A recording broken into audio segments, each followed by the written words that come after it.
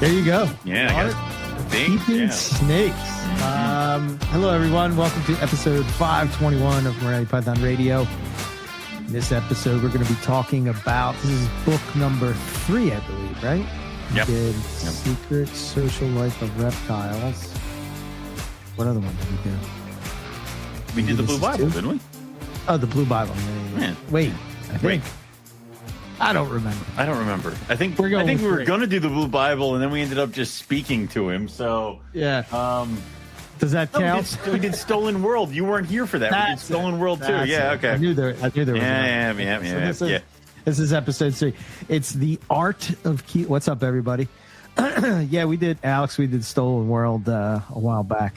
The Art of Keeping Snakes. By Philippe de Vosjoli.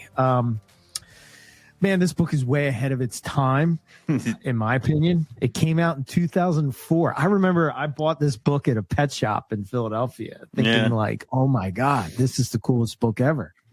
Because, you know, at the time, we'll get into it, it was sort of like, I think he refers to it as the LAM method, L-A-M method in the book. But this is way before bioactive and natural enclosures and all that kind of stuff. But quarantine, proper quarantine procedures. Yeah. So it's a great book if you're like wanting to get into to keeping snakes. And so like I said, it came out in 2004, and I really believe that this book influenced me, and I didn't know it. But fast forward to today, and I see more people that embrace this style, but back then in 2004, it was really not the way that people kept snakes. I think the people's ideas of snakes and what they needed and all that kind of stuff. It goes against the minimalistic thing that a lot of us learned when we came in. Like it was always paper, water bowl, hide. That was it. And this was kind of like, well, if you want to go the other way and like build vivariums or build a really cool setup or, you know, have fun with your snakes. Because at one point it even goes into like which ones are the best for display. In my opinion, it's like, okay, yeah, all right. Yeah. So and guess what snake's in there? There's weird, right? Morelia. 2 Morelia in there.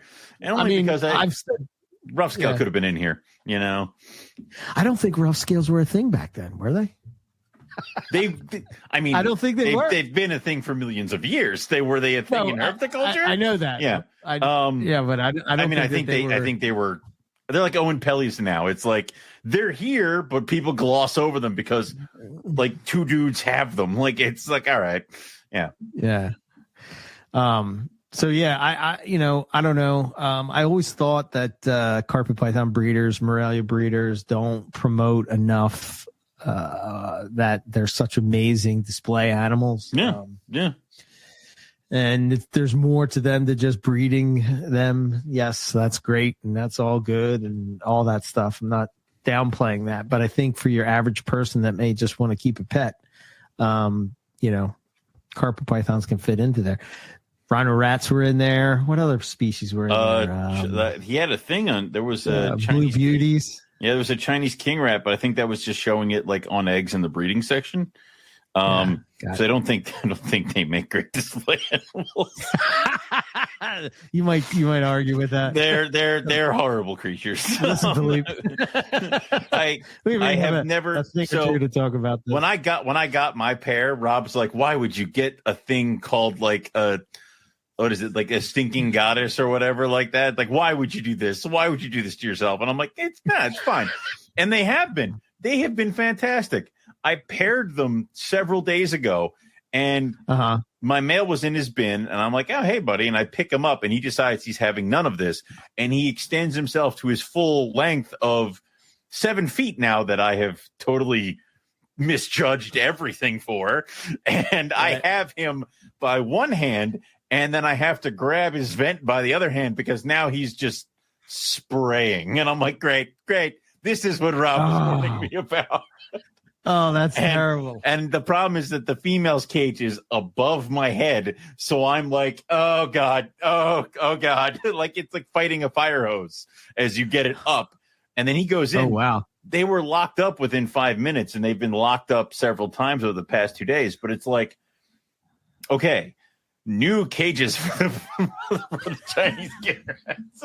New cages, lower cages. Like it's hack bingo, but it's I would say that they're probably not on the list. If they are, I disagree highly. But blue beauties, I think, would be great on the list. Mandarin rat snakes, I think, should be on here. So, yeah, Richard was saying about this was around the time the saltwater aquariums were moving full speed into live rock and so-called aquascape tanks. So this book may have been influenced by that. It's not that much of a difference doing a vivarium and setting it up, getting it planted, and having a cool display thing. And I think if you don't have some kind of display cage, tank, whatever in your room and you're into reptiles, you are kind of like doing yourself a little bit of a disservice because it is so much fun. It is missing part of it. So it is so much fun just watching. I'll come down in the morning. I'll be sitting there with my morning coffee on a Saturday, and the light will turn on and the rhinos start coming out. And I'm like, yeah, they are. It's like, yeah, that would just it's awesome. There are no lights on when I wake up, man. Well, that's because you're like 4 a.m. Time to make the donuts. It's like, I mean, yes. Yeah, we were supposed to do the show last night, but I had an issue at the job, so I had to move it to tonight. Oh yeah, 2 nights ago. I forget what happened. Melissa kept going like, show's been pushed back. She's like, when do you two do the show? I'm like, I don't know. Typically we record on Mondays, but that hasn't been working out anymore. So I come when Eric calls. Like it is. No, I did get I did do a thing, and I got a wild caught male IJ. Oh yeah, I remember that. Yeah, we were talking about that. It came on Monday, and they do have rats in here under the section of, and it says right here, right? The stinking goddess rat snake. Why? That's not a good display animal. I mean, it's pretty. But no, I mean, maybe it's a good display animal because then you don't have to touch it. Like it's kind of like that's where he's going with it. Yeah. How is it? How is the IJ? Good. Yeah. Great. Beautiful. Settled in. Add to the pile. Got him in quarantine. Yep. Yeah. And I don't know. I'm excited about wild caught ones. What plans do we have with this wild caught male? Like what females do we have potentially lined up?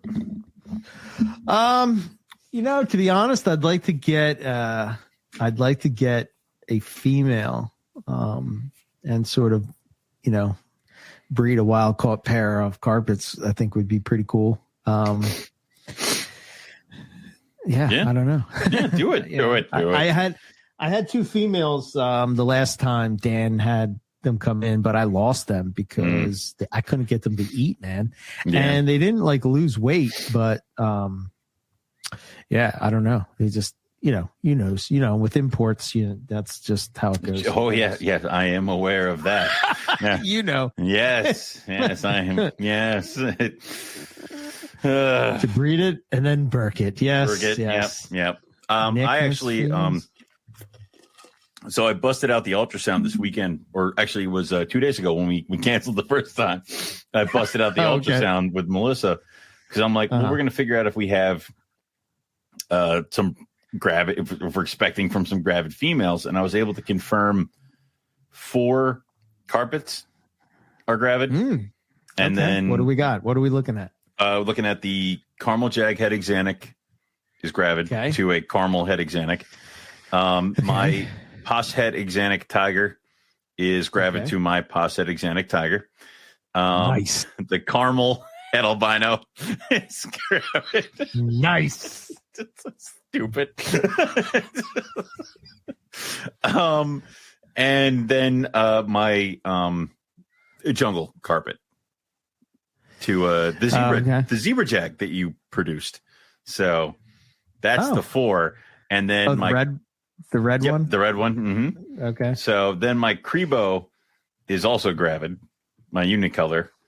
And then the I ultrasounded the Xanac, my head Xanac female, and it looked like there were some egg-shaped things in there, but they weren't as large and they weren't as like bright as the ones we had before. So I'm like, clearly this is an ovulation. So I pulled the tiger pos head Xanac and chucked it in with her, and they were locked up this morning. So it's like this animal that I've been trying to breed for the past like couple of years, apparently now it's just a later animal. So yeah. Okay. Yeah, I mean, I don't know. I haven't. Next time we're doing the Ruffy. She looks huge.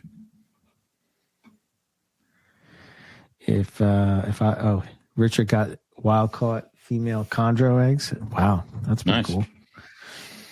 Nice. Yeah, season's just pushing along. No major stuff. I've been sort of like doing it, but not doing it. I it's like one of those things. I think I may have waited too long. I don't know, man. You've rubbed off on me. You're what? You're thinking too late. Yeah, I'm just. You're overthinking it. You're overthinking it. Just do what you would normally do. I don't want to remember what that was. Yeah, all right. So, but that is Robert. I'm like, wait a minute. I got it. I did sit down and write out all the pairs for the season because I'm like, I know I was doing a lighter season, and I wrote it all out, and I'm like, okay, 33 pairings. Yes, you're definitely doing lighter this year. You have one more pairing than you did last year, you moron. So yeah. Whew. Do you still have babies left over? Yeah, of course. Oh, okay. Of course. Right, I don't sell out. I mean, what a silly question. I mean, I also haven't been taking pictures and posting them, which I'm going to have to do soon.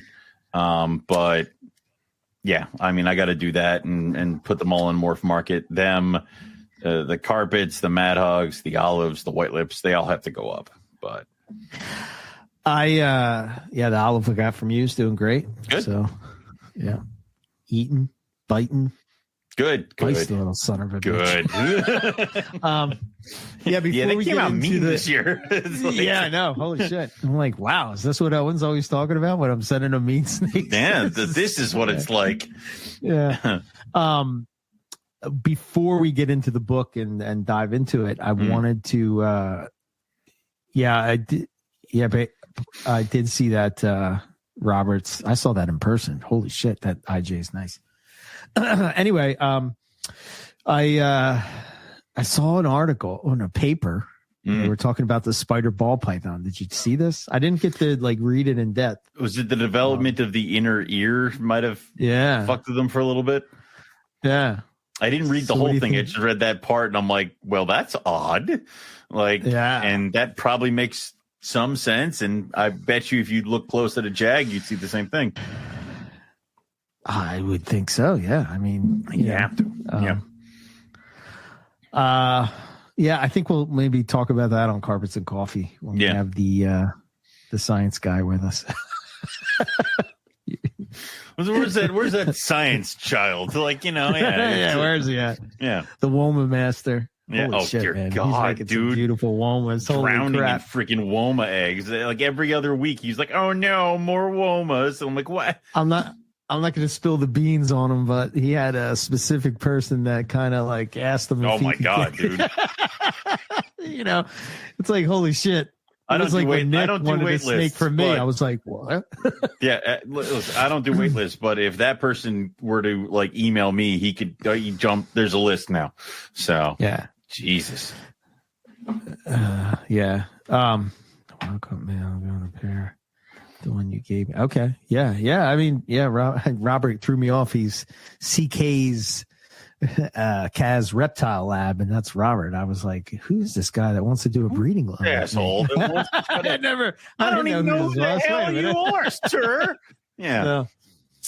Get ready for some it might be Robert, or that might be somebody trying to pose as Robert. We'll have to ask him questions that only Robert would know. So yeah, we'll think of those later. Yeah. Yeah. So what did you think of this book as reading? I mean, you didn't remember this book from back in the day, right? I do not remember this book from back in the day. This is one of the ones that I was over at your house and you're like, there's this book and then there's this book and then there's this book. And I'm like, and it was one of the ones that I got in the car and I'm like, and there is that book order. Like, and it was one of those, like, it popped up on one of the, cause if you follow, there's a bunch of Facebook groups and people you can follow. You can follow the local reptile show book guy, like on his Facebook page. And then you can, like, when they have books, they put them up, and all you have to do is send him like a picture of the book that he posted and be like, I want this one. And is that Mike Kirk? Yep. Books? Yep. Yeah, And he's like that guy. I sent him a message. I'm like, hey man, I want this one. And he goes, cool. This still a good address? I'm like, it is. And then I just PayPal him and it's done. And then it's great. He actually does, he calls them library building collections, where he's like, these all books pertain to Australian animals. Like, these 12 books, you can have them all for $25. And it's like, well, shit. Like, and that's what you do. So This was on his page under like Australia stuff like that after I was over there with you. And I'm like, art of snake keeping, bye. Like, and it was one of those. So I had it, and I did kind of go through it when I bought it or when it arrived. And then I think I got distracted because I never actually finished it. And then you were like, let's do this one. I'm like, yes, let's. And then I'm like, rereading and then continued reading. So yeah. But, I mean, you know, I mean, when I got that book back in 2004, I was, you know, kind of feeling my way of getting back into reptiles. You know, at that point, I guess I had back in reptiles for about 4 or 5 years. But like I said, you know, people that's sort of when you saw a lot of the rack stuff, and you know, it was just different from when I was a kid, and you kept things in those big aquariums with the slate bottom. And that weighed 250 pounds, and you had to build everything yourself. Yeah. You had to build like the screen top and then put like books on it or bricks on it, or like your weights that, you know. Yep. 25 pound. That's the reason you go to the garage sale that somebody's having down the streets and get 25-pound dumbbells. Yeah. But this is like, so there's that. And then also there's a website called thriftbooks.com where you can go on and you can select books that you're interested in or that you're looking for. And then when they get them for you, they'll have them on sale. And then also when you purchase books from them, you get a certain kind of like a credit back. So then all of a sudden they're like, hey, you've earned like a free book. And I think I bought a couple books over there, and then I want to say, Living in Cold Blooded, I got for free from Thrift Books because I had bought a couple books, and they're like, hey, do you want these? I'm like, I do. Yeah. So a lot of times you can get, like, I think some of the ones back there that I have are, I think Mark O'Shea's book back there is a former library book that, I see that a lot. I do get that somebody bought or something like that. There's a lot of places you can get kind of like some really cool reptile related books and things like that. And you can go nuts with them. Like they're just building. We don't all have a giant library like some where you just leave stacks of books all over the place. Like the stack right down there. Slowly building. Yeah. So, I mean, you know, if you're just getting into snakes, it does have some information that's like, you know, as far as quarantine introductions, it talks about like what the idea of the whole book is, you know, that kind of thing. This should be the thing that they sell you when you're going to get a new snake. Like if you go to like a pet store and you buy a king snake, they should sell you this, not like the thin 4 pieces of paper that says how to take care of your king snake.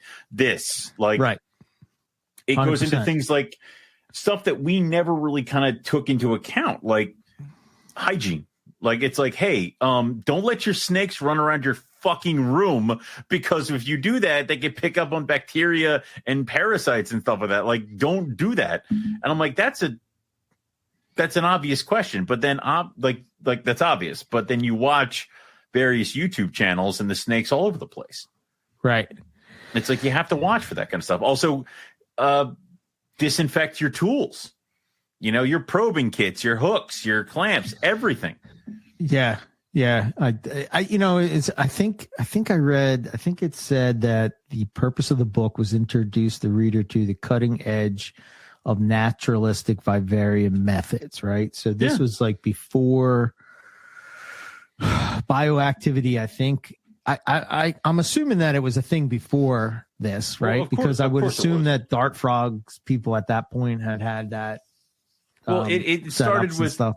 It started in other things. I mean, obviously, it started here, or it started with plants, or it was always started somewhere, and then someone thought about using it in this setting, and then it worked. So yeah, you're right. Dart frog vivarium, gecko vivarium, zoological facility vivariums, and things like that. Setting up enclosures and that kind of stuff. So it's just that people need to be told that it's not as hard as they think it is. Yeah, I think again, never being exposed to anything like that in in those days, I sort of was intimidated by it a little bit. The whole bioactive layering of substrates to get into. I think like his idea though is like he said something like snakes are also like he referred to them as mobile art. They display grace, economy of movement, precise muscular coordination. They don't run, walk, hop. Instead, they're like moving lines that and zigzags glides through the landscape or something like that is what he said. And it's also, he kind of just like, I mean, obviously, so my thing is always like, well, if you're not going to do paper, you're going to do mulch. Right. But he mixes for his soil thing. It's like peat moss, potting soil, sand, and bark. Like he mixes all that together. Orchard bark and fired clay. So it all mixes together to make a really good substrate. It's like, so it's one of those things where it's not, people are expecting an easy fix when it comes to a lot of things, where sometimes you may have to, I need to do what all day today? Mix dirt so that I can have the proper dirt for all the snakes to shit on. Like, and that's what you got to do sometimes. And, you know, it is the next step. It's beyond that. You know, we've talked about it where I used to just do straight up newspaper and you're like, listen, get the paper on the roll that you tear. And I'm like, this is fucking genius. So the next step above that is mulch. And then the step above that is mixing your own dirt. Like it's, there are phases you go through. I think that's what sort of getting into monitors a little bit has taught me is like, it's really mixing that dirt is kind of like important, right? For overall, for them, you know, I think this was the first time I've ever saw the word enriched environments, right? So I think that he talks about it as zoos were like kind of work. I don't know the history, but I'm assuming that they were working on this back then. But I think even back then it was sort of like thought and still proceeds to today for someone is that snakes are not really they're getting better because like I will say that it was originally like snakes are snakes. They're not very intelligent. They're getting better. And also zoological stuff is getting better. And also enrichment for the reptiles is definitely getting better. Like, you know, we went from the only way we can deal with the crocodiles if we, you know, strap it to a thing and haul its ass out and beat on it, and then we'll eventually give it its food. Now it's like we click the clicker or we blow the whistle and the alligator comes to its station, and then we tell it to present its tail and we stick it in the back and it doesn't do anything. We draw up the blood and we're out of here. The alligator isn't restrained. It's not all that. It's all that kind of stuff. So with reptiles, especially snakes, it was one of those, we added a fun plant that this snake seems to like, or we added a tree branch, and it's moving more towards that. It started with, we gave it a stick. Now it's that we get a tree, and it will keep moving. I mean, obviously lizards, crocodilians, turtles, stuff like that, they got more quicker, but snakes, it is coming to where they'll have the enrichment of, you know, we gave it this kind of a rock or this kind of a thing, or we designed the enclosure so that these small pancake tortoises have a series of ramps that they can climb all the way up to the top here. Like it's that kind of stuff. Yeah. I think, in the beginning, he was sort of talking about, the challenge that he was trying to meet, or the challenge he was trying to fix was meeting the needs of the species and at the same time creating a functional habitat. right, and then making it aesthetically appealing to people. And that's where that's sort of would you say like a bonsai plant? It's sort of like that kind of mind. It's thinking, like it's exactly saltwater tank thing. Yeah, you need to make it. You need to make sure that all your little fishies are going to live. That's right. 1.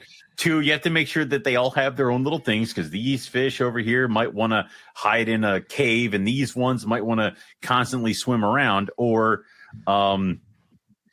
these ones like this. So you have to change that, and then you have to make sure it looks all nice. Otherwise, you just have a tank filled with a bunch of PVC tubes. Like if you go to any kind of store that deals in exotic fish, like saltwater store, they have the eels and the morays and they have all that stuff, but then they have them with a bunch of PVC tubes because they like to hide in caves. So you've checked the box. It has the correct salt water, it has the correct temperature, it has food, and it has a place to hide. But is it aesthetically pleasing? No. So right. It's when I take it home and put it in my giant lavish saltwater tank that has its own makeshift eel cave and stuff in there, that's what makes it aesthetically pleasing. So we, as reptile keepers and snake keepers, get to the point of functionality, but very few do we take the next step, which is making it pretty. So yeah, I guess like functionality would be like using paper towel holders for hides, or even the functionality is paper tube, paper, cardboard tube, water bowl. Functionality. I think the snake will live, breed, do everything in that kind of a setup, but is it aesthetically pleasing? I think the other thing that was interesting, I think Lisa was in the chat. That was awesome. But she was saying something about learning the natural history. What did she say? Teaches you to learn about the animal's natural history. Then encourages experimentation. It teaches you to be open-minded. But I think, like if you had, I'm trying to think of a species that would burrow into the substrate, right? Something that would be waiting, like an ambush type of thing. I think it would be more towards like a colubrid, right? Maybe like a hognose would do that. Or you could even go if you have vipers or vipers, venomous or I mean, a little bit too much burrowing is if you had a sand boa. I mean, that they don't come out. Like it's. Right. I guess the point of it, what I was trying, a sand boa would kind of be it, right? You're going to have it. Well, even I don't think Borneos would be the same way, but like you think about, I think about Matt's setups, right? He's using paper, but he's also got those big, huge tubs inside of the cage, so that they can get inside that to sort of give them the feel of burrowing into something, right? I mean, so he's using the paper as a way easier for him. Yeah, to maintain the collection that he has, but at the same time, he's somehow, I mean, it's not going to be aesthetically pleasing per se, right? It's not going to be as nice if you had like a big trunk and if you had like a makeshift hollow trunk that you could see inside, shit. But right. But could you imagine, I was thinking about it reading this because they had a little section about hognose, and then they're also talking about certain plants. And he's like, when getting cactus, make sure to not get the ones with the pricks. And I'm like, no shit. Like, get a needleless cactus. Duh. But it's you may have to put that in there just in case, because you never know. I see the point. But all I kept thinking about is, man, if I could recreate a tank that kind of had the same kind of feel that Arizona had, like the sandy substrate, the little patch of grass here, the cactus over here, and some rocks, and then get some Mexican hognose in there. I mean, they would have a ball. That would be great. Right. So I think that's why I've said in the past, you would hear me say things like, I think that a lot of enclosures that we were using, where you're these elaborate setups and all, part of that is for the keeper. Of course.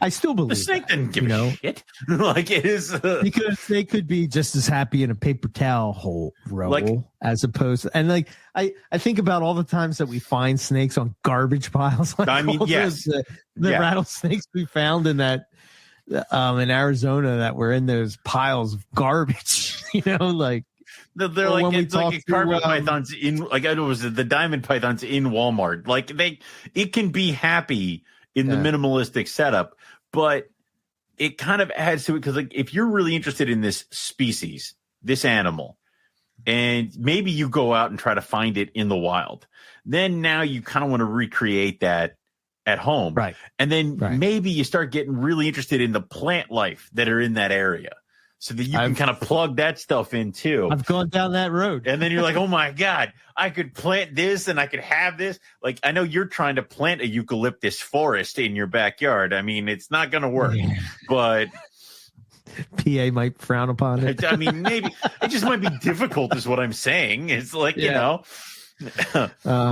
well, with the new puppies, I don't think I don't know. Yeah. Anytime soon. Horrible little ankle biters. It's like having kids again, man. It's like having kids. This is a past life. Yeah, this is. But I don't know. I was just sort of like I said when I read this book, I was sort of really intrigued by the idea and I found it interesting of his like ability to see that so far back then to today where we see like I think herpetoculture in general for snakes has like made a push forward. I see it going in a positive direction. Mm-hmm. Sense textures. Yeah, I suppose it does. I guess when I'm saying that they don't care, like I mean, I don't know. Are they going to care that they're still going to eat in a rock hide as opposed to a plastic rock hide? I mean, or a minimalistic shell. Yeah, or like one of those little black hides or a paper towel holder or an elaborate rock setup that you made. I think, and also you're not going to sit there and say that, well, this snake is clearly depressed just because it's living on paper and has a cardboard tube. It's still going to act like a snake.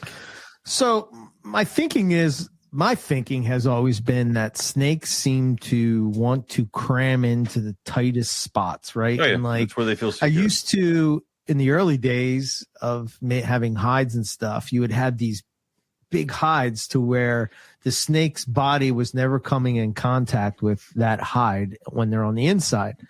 So I heard a couple people, I guess from talking to people on MPR for years, it's sort of like that came up a lot to where they would say, they like to be crammed in. They want to feel they're squished in there. Right. And I think if you start to think about that we would find that absolutely, well, especially me, because I have like claustrophobia. I would find that that would be terrible. That's hell. All right. Yeah. I just think that, they want to feel and they use it all the time, whether or not they care on what it is kind of like what I'm getting at, right? If a snake is in the wild, at least my experience has been when they're in the wild, they're not like, oh, that's the trash pile, not going there. They're looking for temperature. They're looking for security. They're looking for certain things, right? And it doesn't necessarily mean that if it's a trash pile or a rock pile, I mean, kind of getting the same thing. But I do understand what you're getting at. But I don't know. I think part of that though is come on, man. Let's face it. Like all of us would love to have these zoo exhibits when you walk into your reptile room. Oh yeah. I don't even think like if it was possible, the people that like keep in like rack systems or stuff like that, I can't really say for the ball python world because I don't know whether that's accurate or not. But let's just say for like the carpet python people that keep in like, say like a cage like this behind there, like we do, where it's sort of like a hybrid of both. You can't tell me that if we had the resources, the space and whatever, that we wouldn't have like carpet python cages with trees and all kinds of shit, yeah. Right? Oh yeah. Yeah. Come on, oh yeah. 100%. It would be definitely like that. So yeah. Yeah. There you go. I didn't know that. Okay. I'll put that up there. How do you say that? Not even going to try. But you're going to leave it up to me? Yeah, I am. That's on you, buddy. Big Mo Tactic. Thigmotactic is a name for creatures that want to be able to feel the sides of their hides. That's my experience with carpets. Well, I would say probably with pythons in general, right? Yeah, any snake. Yeah. I have that even one, like your colubrids and stuff. Yeah, I have the one Baird's that she doesn't like. They have a bridge in there because their cages are 1x1s, and I think it's a little bit too small for them. So I have these bridges so that they can go, and now they actually have like almost like a 2 to 3 foot cage. And she stays in the bridge. So she's got to hide, but it's a little bit too big for her. So what she likes to do is cram herself into the bridge. So you'll see coils sticking out of both ends of the bridge because she's crammed herself into that tube. So that's where she likes to go. Gotcha. If she gets a little bit bigger, she'll probably start using the hide box a little bit more. So, yeah. I've even had it to where they split the paper towel. It bursts in half. Yep. I will use I put a hanging plant in with my rhino this past year, and the female would not leave the hanging plant. Like, she loved this hanging plant to the point where the hanging plant died, like, because I couldn't like properly water it and stuff. But I'm like, that's where she's going to put her eggs. I know that's where she's going to put her eggs. And sure enough, she put them right in there. She spun around, dug out a hole in the dirt, and put them right in that plant. So really, yeah, I'm waiting for this year because there's always going to be that like springtime, and here's hanging ferns and shit like that you can hang on your porch till it's dead. I'm waiting for those to drop like in spring. I'm going to get a really nice size, big hanging plant for her this year because I want her to be able to put them in and be comfortable in there. So, but I have like a fake thing in there right now, but she's just crammed up in the hide with the male all winter. That's usually what they do. So, yep. Yeah. You've made me laugh because my neighbor, right, she has these beautiful ferns that she always has out back, and I'm like, how do you take care of them over the winter, you know? And she's like, I just buy them new every year. Here, goddamn right. Like, I thought she was this plant genius, and she's like, dashed my hopes about it. You know, Robert was talking about he puts fake plants with his poplins, and they immediately went and hid in them. You know, I wonder if that is like, you know, Robert, do you notice that your poplins are in their water bowls all the time? Because that was a problem that I've seen with that. Well, not a problem. It doesn't really matter to me, but like I noticed that they'd like to do that more often than any other carpets that I would say. So the thinking is like, are they trying to hide? You know, I don't know. What's really cool is with my colubrids, I prefer flat pieces of cork bark because they're on mulch, and what they'll do is they'll actually kind of make a divot underneath the cork bark, and that's where they will hide. Like my false water cobra do that, even though they have big bins to hide in and stuff like that too. They almost prefer to be down underneath the ground, underneath something flat, pressing down on them. So, right. Yeah. Gotcha. Lisa says those little nuggets of get to see our animal displays their natural behaviors, the cream on top. I think that's why we enjoy breeding so much. We get to see behaviors that we can only witness in nature. Yeah, I agree. Yeah. And you get to have the bloodthirsty mother try to make it so that you don't take the eggs. So, yeah. Right. Yeah, well, Robert said that only the one from Dan does that. So, I don't know. Yeah. I will say that what Lisa said about the hunting in the water bowls, that is the most fun enrichment you could ever give to your snake, is giving them fish. The rhino? The rhinos, the false water cobra, the Chinese their mouth rat, and just go in. I remember that from garter nuts. Snakes. Oh, they go nuts. It's great. Like I would go, back when the falsies were tiny, I would go and get minnows for the rhinos. And I'm like, and what's your largest feeder fish that you guys got? And they're like, we have these goldfish, they're about that big. I'm like, sweet. They would hit the water, and this false water cobra, because they had a planted tank, they would just emerge from the plant like the grass, like up into the water, and they would just be swirling around with their mouth open. And it was just I love how they just I'm like, it's like a sock puppet, you know? There's like water everywhere. He eventually got the fish, but like, I'm like, there you go. You were entertained for like 5 seconds, like, right. And I've thought about putting like some kind of bubbler or some sort of like water fixture in my rhino tank upstairs, and putting like larger fish in for the adults to hunt, but I don't know. I haven't got there yet. I should have told you to take a picture of your rhino tank so we could share it while we're talking about it. I'm pretty sure I got one or two, or I'll just text the wife and be like, take a picture of the tank that's in front of you. Yeah, tell her to send it. It's really sweet. It's right. Here's another one highlighted as we're on this discussion, but I'll read it out that stood out to me. The best evidence of a well-designed setup is the readiness with which a snake settles in and establishes behavior patterns. Mm-hmm. The clues to adaptation are, in fact, the formation of daily patterns of activity. For example, a snake basts on a section of log in the morning and then retires at midday to spend time in its preferred shelter, then emerging for a basking in the late afternoon.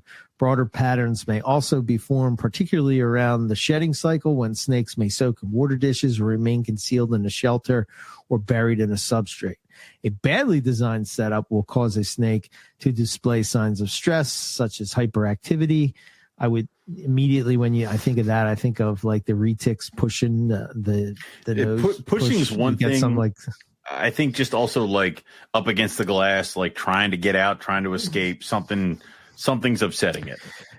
Yeah, and that could be confusing when you have carpets in the wintertime when it's breeding time, because your males will be doing that because they're just trying to get to the girls. My male Ruffy like has not really, like, you remember last year he was like all over the front of his cage as we were doing shows. It's like now I just put him in with the female right when the season started. I haven't seen him. Like he's not right. He's pleased. So, yep. And then he says a badly designed setup will cause a snake to display signs of stress, such as hyperactivity, long-term inactivity, poor feeding, weight loss, and disease. The conditions within a vivarium, from landscaping to light and heat levels, must be carefully examined and revised when the snake shows obvious signs of stress or maladaptation. So yeah, I don't know, that was something that stood out to me that I thought was interesting. I think the other thing that I liked about the book a lot was the section on the plants. Yes. Right? Yes. The picking the proper plants for your animal. Yeah. Because that's part of it. Like if your animal is from this type of climate, it would be very stupid to fill it with a bunch of arid climate plants. Like it's right. Let's see if I can move. Yeah, here we go. I'm going to see if I can share this just so people can see. This is just a section from the book. But yeah. Talked about cork display. That's the substrate. But you see, even he has this natural. He's a plastic container like for sometimes. Plastic water. Sometimes bowl. A plastic cup works best for water. Like it's, Yeah. You can't always have like one that looks like a rock. I really like the way. So in the book, the carpet python that he keeps is the IJs. Yep. So they talk about basking sites. They talk about actually setting it up, what to think about depending on what species you have, as far as like, where you would have it. And the thing of it is like where this book may be a little bit dated, would be that the technology back then really wasn't what it is today, right? Right. And when we were talking to Scott on Carpets and Coffee last week, and he was talking about having lights come on at specific times of the day, and this light changes to that light. Oh man, did that get my brain I going? told Melissa, I'm like, Scott's room simulates thunderstorms and lightning storms when it hits to a certain thing. She goes, that is amazing. I'm like, I know. So it's what I liked within the book. He's just like changed the plants as they grow, and he's got the picture of a hognose in a that was the other thing. Thing almost disappears. But he's right. Like, this plant works great for smaller animals, and it gives them crown cover and places to hide. And obviously you step it up a little bit. as they grow. And yeah, you might have to get the plants, set them up, wait for them to grow to a certain size, and then introduce them to the vivarium. Yeah, plastic water bowls were cutting edge in 2004. Of course they were. yeah. Well, the big thing is you took the PVC. You had the plastic the plastic deli cup almost, and then you had the PVC pipe that you put it in, right? Yeah. So what I used to do is I think it's some kind of cap that it's a PVC cap, with like rolled or it's and it's like it's probably like that big, but it's the size of a 16-ounce deli cup. So what would happen is, I've tried many tricks when it came to that in the early days. Like what I used to do is I would take a deli cup and I would cut holes in the bottom of the tub, and I would zip tie the deli cup to the bottom of the cage because they kept knocking the water bowls over, right? And especially if you had like a 15-quart tub where there's a little bit of height. If you have like a 6-quart tub, like a shoebox for when you're raising them up, if you use a 16-ounce deli cup, you have there's enough space for the snake to get up, perch on the side of the deli cup, and get in and out of the out of the water bowl. And it won't spill because it won't tilt enough to where it will spill out. But the issue came when I moved up to 15 quarts as I was growing up my collection. Now this is back in maybe 2006, right? So I would use those PVC things. Now I've changed to ceramic bowls, and now I'm moving away from that and moving into a bigger, like almost like a 6-quart tub right now. And I think Animals at Home did it to where I think Owen is frozen. I don't know what's wrong with him. I see Animals at Home. He did some kind of thing for his rainbow boa where I lost Owen. He'll have to come back. He did something for his rainbow boa where he took one of those tubs and then he sort of like made it look like a rock thing around it. What's it say? Carpets need brushes and trees, not plants. They smashed the shit out of it. Yeah, for sure. I think this is a little carpets. I as far as carpets go, like what plants you would use, I think pothos is obviously is a good one to go at. I think you probably want if you can get some type of tree type of plant, that would probably suit them well. But yeah, it's definitely something, and they talk about that in the book to where you're going to have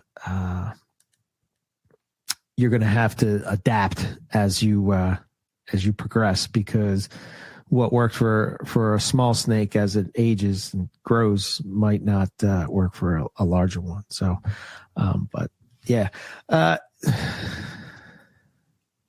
You left me. I was, all of a sudden, everything just goes black, and I'm like, "Well, that happened." Yeah, you were just frozen like this. Because I'm looking at it, I'm like, "Do that." Go and spit at me. Don't you do that? So, I just sent you the pictures of the rhino cage in the chat. Yeah. Okay. I know you were talking about your water bowl issues, and you and I always differed because I just went straight for the heavy ceramic bowls, which have their own side adventure of I have to scrub them and clean them at least once a week, where you're like plastic bowl. So it's the rhino cage. That's the lights are off in it right now, which is unfortunate. The big Subaru.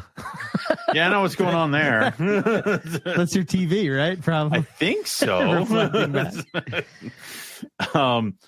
Yeah, but you can't really tell. But you got the corner water bowl right there. You got a bunch of sticks, and you can kind of see the tree up in the kind of extends right up there. And then you got their heat panel up top, and they're actually probably crammed in the corner in the hide on the ceiling. So you have the ceiling hides up there too. Oh yeah. The ones they use them a lot. The rhinos, they absolutely love those freaking things.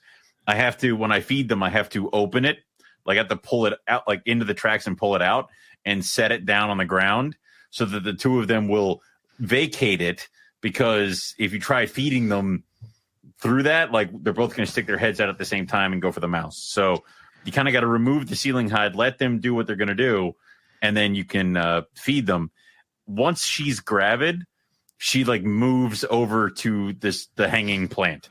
So like right now they're in the ceiling hide. Once she's gravid, she kind of goes over there, and it's much easier to feed them. But I have never seen the two of them come down to the ground. They are always kind of up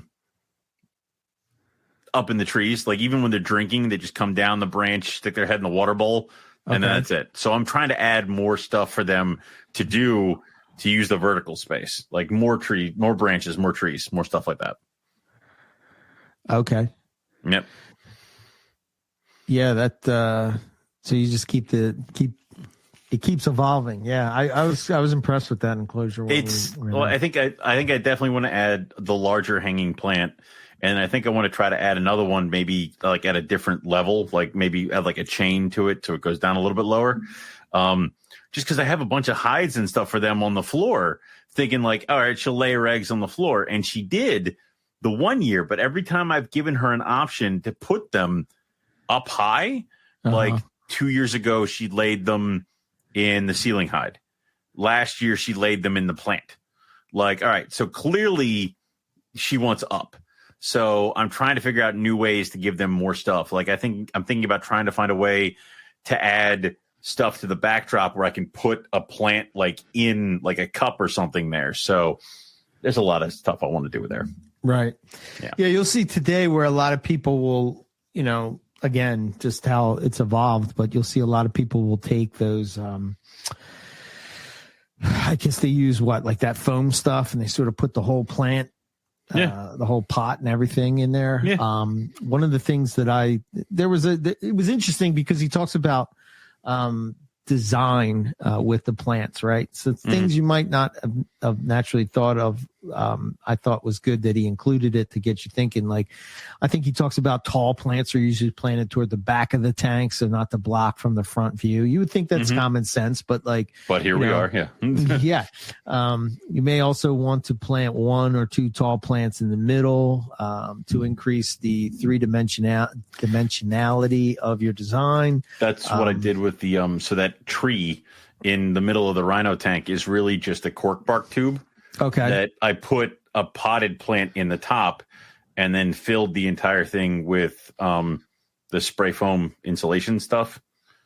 And then when it hardened, it was just basically a tree trunk. And if I need to, I could swap out the plant at the top, but I actually got a fake plant to kind of go in there. So it's just now a fake plant with all these leaves sticking out of it at the top. Oh, I gotcha. Okay. Yeah. So I think I might have to add a couple branches to that tree, I think is the next step, or other stuff like that. But yeah, I mean, but that in the middle gives them some place to kind of go into, so they can go from the ceiling high to the tree, all that fun stuff. So it does definitely help that way. I think too, one of the things he talked about was with arboreal and semi-arboreal snakes, there are two alternatives to plant placement.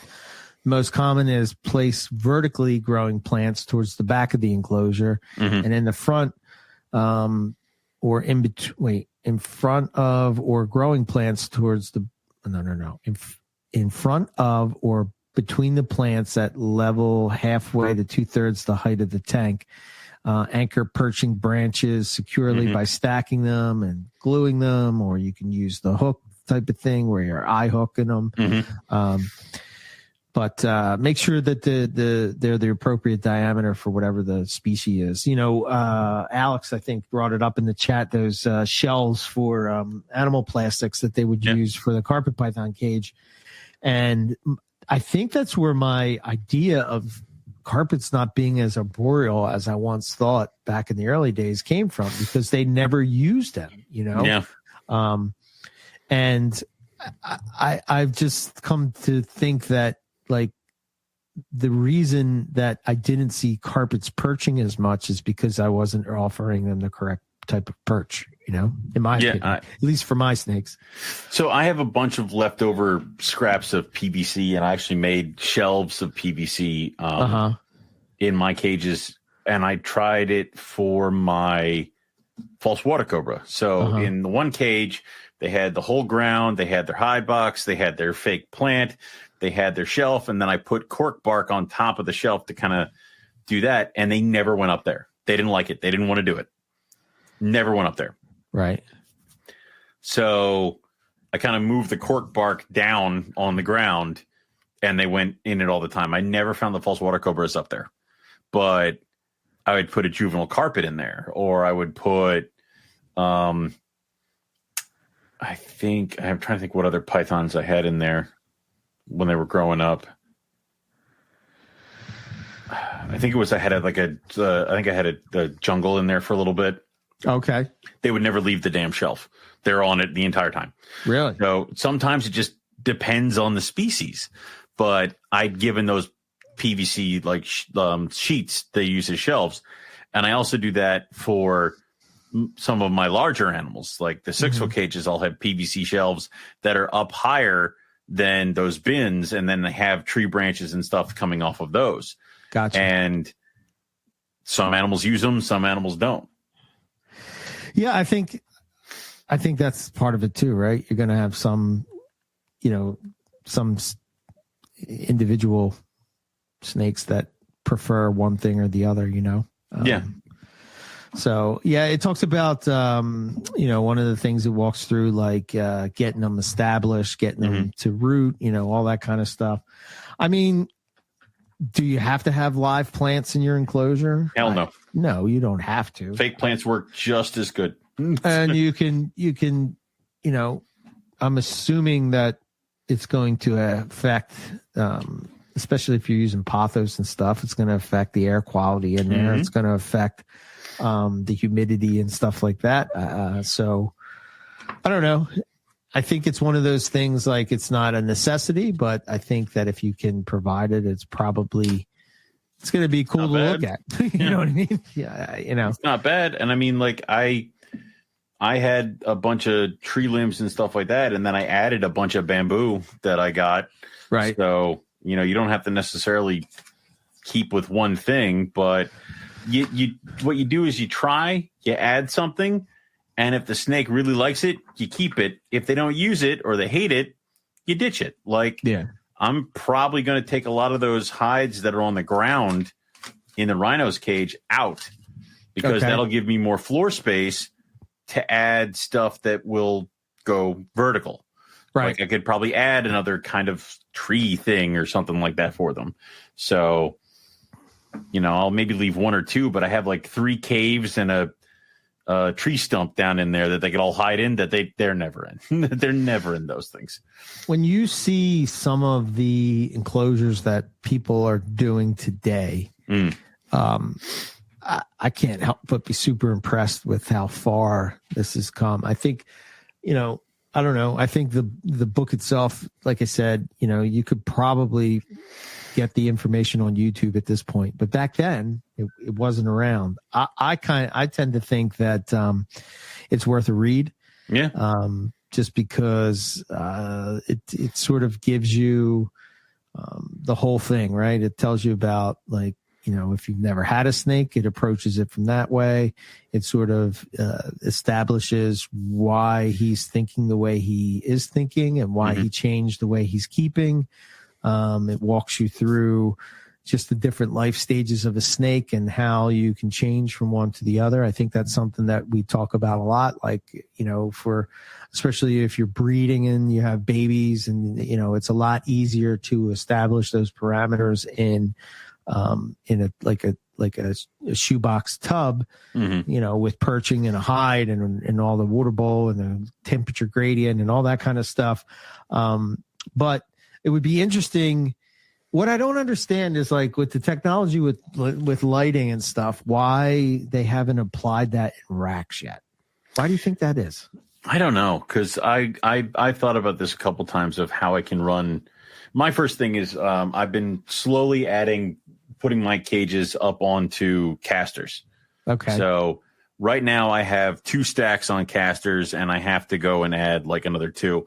Mainly it's because every once in a while a dumbass that looks like me leaves a cage unlocked, and it's really hard to find the animal when you can't move the goddamn cages. So There's that, but then also it does allow me to kind of move them around a little bit more, and it gets them up off the ground, which means I can clean the room a little bit easier and better. So that's my mission, is to get everything up onto casters. So, and then after that, I wanted to get, because none of my cages have LEDs or lights in them. Yeah. So I wanted to try to get it, and I'm not going like, I went and I bought a bunch of like bar lights that you could plug in and chain to each other. And yeah, the problem is that I did that, and they gave off so much fucking heat that the cages were hitting 90s like easy when the light was only on for a little bit. And I'm like, okay, I can't do it. I don't like it. So I've been using those Jungle Dawn LED lights that Arcadia has. Yeah. They've been working pretty good. I use them in all those. Yeah, this was more of like an under the it was like an under the cabinet light kind of thing. So it was weird. I didn't like it. I'm selling them all on freaking Amazon to get rid of them, but I was looking at just doing LED, like an LED strip, like one of those ones that you peel and stick kind of deal. And I got you. Like, I mean, how many LEDs do you really need to get the thing to go? Like one or two to light up the middle of a cage? Yeah, probably. I'm like, I wouldn't even be. You don't need an entire strip going down like the entire thing. You can do just a little bit. So I was going to try to get into that, but I didn't want to do that until after I got everything onto casters. And then the next problem with that is I have to double check to see what the electrical yield of the snake room is if I'm going to add lights to every single cage and in the racks. I wanted to try to do something where I would run a strip of LEDs down the back. What would that, like, would I have to bump up that? I don't know. So Richard was saying about how keeping the snake in the tub is the problem because the light must shine through the top. I guess what I'm thinking is like how you have it, and maybe I'm wrong in thinking this way, but how you have it routed to have the heat cable or the heat tape in the bottom. Why can't you do the same for the strip in the top? You don't have a lid on a tub that you're putting in a rack. Yeah, true. Maybe I'm missing something. Doesn't go all the way through. I don't know. I don't know. It just had me thinking like why that hasn't been done. You would think that. And if all you're doing is just trying to supply light, couldn't you shine it through the back? I suppose you could if you want to give it a light cycle. You know, there's that. I mean, we're not talking like UV. I'm not talking like that, but you know, I think what I'm going to try to do in here when I do, and hopefully if I breed diamonds, is I have those little, I guess they're called nano exoterras. They're like, they're about like that big, right? I was just going to get one of those baker's racks and put a UV across the top of it, and a heat across the. So you're doing multiple little cages with one light. LED lights use much less electric. Yeah. Yep. Steel usually. Oh, yeah. Not mine. My racks are stainless mine are steel. plastic. My racks are PVC. Mine are plastic. Yeah. Mine will be here long after I'm dead. We ain't those high-end ball people. Steel metal racks. Yeah. My God. Good day, sir. But I that's one thing I would want to do, and that's something I definitely want to kind of work in there. And yes, furniture dollies are something I've looked into. And it's definitely like the racks, I'm getting dollies to put them on and stuff like that. Right. But everything else is I'm just building stuff for the casters. It's not that expensive. Right. So yeah, I don't know. Again, this is one of those things like, as we learn more and more, or as, ideas come up or new advancements or whatever, like, especially if you have a larger collection, you slowly over time, just try to improve it in any way you can and improve keeping in any way you can. That doesn't mean like, I don't know. I think this idea that you just have to like, just change everything, right? Because it's the new trend of what people think it should be. I don't know. I think a little more nuance, right? Because how it applies in your room and your setup, your temperatures and all that, and with your animals, kind of makes a difference. Yeah, I don't know. You would think at this point, I just would think that they would have that, I guess what's the kind of the point, because you're not really seeing the animal in the tub. I don't know. Also, would it be one of those things of like, would it be worth us attempting to mangle our racks to get a bunch of lights in them? Or do we just wait until somebody's like, I have LEDs in racks? There it is. We just buy those and swap out our old ones. Right.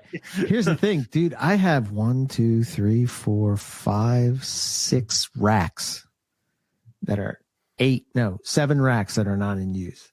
I have the V18 rack that's Do you have any 41s that go this way? I don't. Damn it. I don't. I have it's 28 quart that goes this way. No. Yeah. So I need a 41 quart rack that doesn't go short, like isn't a normal drawer, like short ways. I need it that it comes out long ways, because it's the only way I can fit anything in my room. And I tried to mangle an old 41 quart rack I had to make it go that way. And I thought I did a pretty good job until the Madagascar hognose female met me at the door. And that's not where I left her. So, yeah. I'm just going to make it I do have one that I built. 41? It's in my garage. It's 41 quart. Yeah. We'll talk. Yeah. We'll talk. It's in my garage. That's what I was thinking. I'm like, I'm going to have to just build this fucking thing. It's the first rack I ever built. Dude, literally, it's the only reason I use this rack is that I can separate the Mad Hogs and the Blue Beauties when it's feeding time, because trying to feed them all together is suicide. Yeah, so that's all I need the rack for, is just something to put stuff in. So, Timothy, that is a good question. Has anybody tried to put native plants where their snakes come from in cages? Well, this is what sort of got me into plants, to be honest with you. Is like most of the plants that I work with are Australian. Like, I think I'm saying this right. Seabill Blue is an Australian pothos. The light in the rack might stress the snake. Yeah, that's true. That is true. Who knows? I don't know. I try to work with, I have like Australian variegated, I forget the name of it. I'm so bad with plant names. I thought snake names were tough, man. Woo! And then I have some Australian umbrella plants. I have some Australian ferns and stuff. So, yeah, I don't know. Yeah, I think it talks about it in a book, right? And as far as it sort of gives you like the environment type, and then it'll talk about what plants come from what area. Like, so they'll tell you, it's like, I think they're talking about, obviously South America, Africa, Australia, stuff like that. But they do go through that in the book. So yeah. I've used pine bark in my pine snake cage. Does that count? Yeah. Yeah. Okay. Yeah. I need grow up rack. Everybody needs a grow up rack. Yeah. Everyone. If your grow up rack ain't full, you ain't. I have to. So I guess when my snake room, when I bought the house, had a cabinet built into the wall and the floor that they used as like a pantry. So there's wood that has been nailed into the concrete that I never thought about pulling up. Right. Now, because I want to put everything on goddamn wheels, I'm like, that shit has to get ripped up. I have to make sure that I can move everything because I have the big freezer in there. So that's on my list of things to be destroyed soon. See, I'm with you. I'm with Sean there, when it comes to short tails and bloods and stuff, they don't move. I think that they kind of like, I know that people swear that they will be better in a cage and all that kind of stuff, but I don't know. I just kind of have a feeling from the natural history and the shape and the that they do much better in that type of environment. Like if a you rat. wanted to make it naturalistic for them, you cover them with a bunch of dead wood and mulch, and you close the drawer. Yeah, like that's where they'll be. So I guess it would be. Yeah. What? Yeah. Oh, and I don't know. It depends on what type of pine species the bark is from. But yeah, I don't know. It's whatever Lowe's sold me. So yeah, yeah. you can get the pine. You get the mini pine bark nugs, and it's like that Repta bark, but in a much larger bag and cheaper. Wow. So. Yeah, I think, I don't know what else. What did you take anything else from it? My favorite part was kind of the plants and the the talk of quarantine and hygiene was huge, because that's something that I don't think a lot of people necessarily, or when I was starting necessarily, that drum was not beat hard enough when it was something. When you began, because there's always the people who would try to do some kind of breed loan, and they take the animals from somebody's collection and chuck it directly downstairs with their animals because they wanted them to breed. So quarantine was nothing that anybody even talked about until after we started making more and more mistakes. Right. NIDO, stuff like that. He talks about IBD and other things like that. It's not something that I think, because we talked about how this is a great book for somebody who's just getting into it, who just wants to be a novice. Yeah. That's not something that they think. I think a lot of people try to make it as part of your first couple lessons, which it definitely should. Right. And with hygiene, I mean, how many people would necessarily say that they sanitize all their equipment? Yeah, it's a good question. I don't even know. I mean, I guess I clean this stuff when I'm done, but yeah. Right. But bleaching all your equipment and doing all that stuff. I mean, technically, if you want to think about it, it should be done after you're done working with all the animals every day.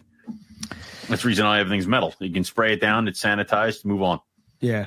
Because you don't know. And that's the big thing, is that we're the biggest vectors for spreading of disease and things like that in our snake collection, because we're not cleaning something. You don't clean the bin that you put everybody in when you go to clean each cage in between animals. That's a good point, right? We think about, as far as, when it comes to that, sometimes people don't think about that, right? They're like trying to be super like, oh, we don't want these snakes to touch each other, but then they're not cleaning out that. They're cleaning the bins, they're cleaning the hook, they're not cleaning this. Like, right. You're not wearing gloves. Like, you are the biggest vector. Well, Rob had talked to me about the glove thing, and I'm sort of anti-glove, and I'll tell you why. If a snake bites you, that glove is going into your body. No, like what do you have tiger sharks? Like, what are you talking about? Come on, man. Like, oh, you're right, the tiny little pinprick. I know, if you're allergic to, have you been shot through the glove? Remember who you're talking to, man. Remember who you're talking to. Are you allergic to latex? Yeah, I think so. Yes. Then don't get latex gloves. You can get other types of gloves. I don't know. This seems like a personal problem. Could be. What we used to do at the lab is you had the gloves on, and you would do one whole shelf of animals. So one whole side of a shelf would have had a bunch of mice and stuff like that. Then you would turn the rack around, and then you'd have to totally deglove, put new ones on. And then you do this whole side. Because the idea is that if they're on that side, they're kind of really close to each other. It's one of those things where they're kind of too close to each other already. Like, if something's going on that side, damage done. And then on this side, it's supposed to treat it like a completely different thing. So it's almost like if you do, like, you have stacks of cages, this whole stack, and then deglove this whole stack. If you want to try to say, like, but they're really close to each other this way, maybe you do one side of the room. But, like, I do all my babies, and then I take my gloves off and to put on new gloves, because then I do all my adults. I don't do, like, if I'm cleaning adults, I can't go back to the babies. I could have this in my brain too, right? Because I see, so like with working in the food industry for as long as I have, you'll see people a lot of times that they wear gloves and they think because they're wearing gloves that somehow like they can sweep the floor and then go to like make food because they have gloves on. And it's like, well, you got to change them. Yes, You know what I mean? you're 100% correct. Like, you yeah, can't just keep wearing the same gloves. Just take this thinking and plug it into snakes. Like, that's all you have to do. So this is what I do. I have a cart, right? So do I. I have the same and cart I have you do. sanitizer on the cart, and in between each one, I give a squirt of sanitizer, wipe my hands, move on to the next one. See, but there's some things that, and I will blame the woman I married for ruining me on many things. There are certain things that might affect the snake that the only thing that can kill it is bleach. Like, yeah, you're right. So I mean, you started learning about the seedy underground of it's like she's like Pseudomonas is not killed by heat, cold, or anything. The only can kill it is bleach. I'm like, what? Like, and it was just, oh god, no! Like, and it's, what have I done? What have I done? And then she's like, why does the entire downstairs smell like bleach? I'm like, you know, goddamn well why. So it's there's that kind of stuff. I used to use they used I actually got this tip from Phil at Star Pythons, but he used these wipes. Yeah. But they were like what you would use in a vet office that were made to kill those type of things. They're not like, you know, they're not just get goddamn bleach wipes. You know, it's just not those that you buy at the store. It's specifically made for animals. It comes in a big tub like this. I got them on Amazon that were purple. So like I would wipe down the hook in between, you know. And then obviously it's just the like, you work the sick snake last. It's like this one. It's like, if like it says it in the book, it's like, listen, if you have a sick animal or you have a quarantine animal, that's the last one you touch. You know that, right? It's like, oh, shit, yeah. Like that's, yeah. I would say I do have naturalistic setups in my rack. I have 2 animals that are on naturalistic setups. And realistically, the naturalistic setup is they're on mulch, they have cork bark, and they have a hide in there, like a bin hide that's filled with some moss. And that's just for my Barron's racers. Okay. Yeah. So naturalistic if you want to get into it, but they're not on paper, and that's just because they're colubrids and they shit a lot, and it's easier to clean it if they're not on paper. So that was going to be my next question for you, right? So I think what gets me thinking is because you're so multifaceted everywhere approach to keeping snakes. Yeah, scatterbrained. Yeah. Is it realistic to think that you could keep a colubrid like that that's constantly shitting and like a bioactive or a naturalistic? Or I think bioactive is the only way to go, man. Is it? Because, okay. For a large colubrid, like I have bioactive substrate in the Crebo. I have bioactive substrate in the king rat, in the blue beauties, in the mad hogs. Just the only way. So what's your like? What do you? Okay, so you have back to bioactive. What do you do? What do you do to maintain that? Springtails, domestic beetles, and it's dirt. It's a lot of dirt, and then mulch and stuff all mixed on top. Where a lot of the other things, like a lot of the pythons, the olives, the white lips, they're just on straight mulch with a little bit of dirt. They're not necessarily. I wasn't trying to see springtails in there or what are the little fuckers? Isopods. Yeah, there you go. Those things. Like I wasn't putting those in those cages just because roly-poly bugs. Yeah, the roly-poly bugs.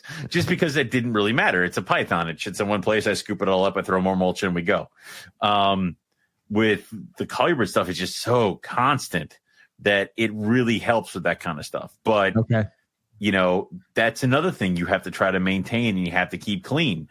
So how often do you have to maintain that? I have to get new shit this year because I've been like I've been was it 3 years ago as I set everything up and everything was going well, and you kind of notice that you're kind of dipping down too low because when they shed and it's not like immediately shredded and like eaten and like scales everywhere. Right. It means that you're out. Like the crew's gone. Like there's nobody cleaning.